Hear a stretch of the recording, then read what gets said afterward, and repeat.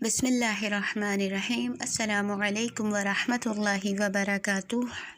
ایک دفعہ کا ذکر ہے کہ ایک پریشان شخص جو کہ مالی لحاظ سے، روزی کے لحاظ سے بہت زیادہ حالات سے بھی تنگ آ گیا تھا، اپنے ہی جیسے کسی بندے کے پاس پہنچا، اس سے کہا کہ میری مالی مدد کر دو۔ اس نے ایک آدھ مرتبہ مالی مدد کی، لیکن وہ پریشان آ گیا کہ بار بار تم میرے پاس مدد کے لیے کیوں آتے ہو؟ تم خدا سے سوال کرو، جاؤ تم گھر میں قرآن پڑھو۔ پھر وہ شخص اس کے گھر سے نکلا، کئی مہینوں تک نہیں آیا، تو اس نے سوچا پتہ نہیں وہ مجبور اور پریشان شخص زندہ بھی ہے یا نہیں۔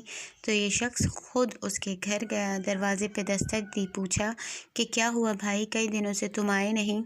اس نے کہا تمہیں نے تو مجھ سے کہا تھا کہ جاؤ خدا سے مدد طلب کرو، قرآن پڑھو۔ اب روزانہ میں قرآن کی تلاوت کرتا ہوں اور قرآن نے مجھے تم جیسے تمام لوگوں سے بے نیاز کر دیا ہے۔ وہ شخص بہت حیران ہوا، اس نے کہا مجھے بھی بتاؤ وہ کون سی آیت تھی جس نے تمہاری زندگی بدل دی، تمہارے اندر اتنی یقین کی قوت عطا کر دی؟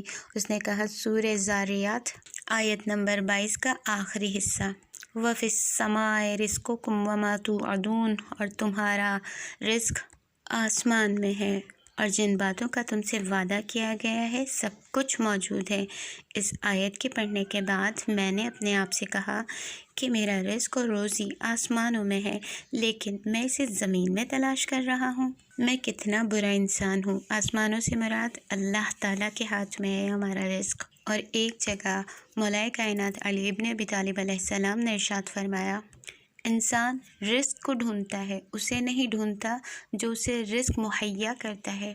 ایک اور جگہ مولا کائنات ارشاد فرماتے ہیں تم سب خدا کے عیال ہو، عیال یعنی گھر والے ہو، اور اللہ سبحانہ وتعالی اپنے عیال کی کفالت کرتا ہے۔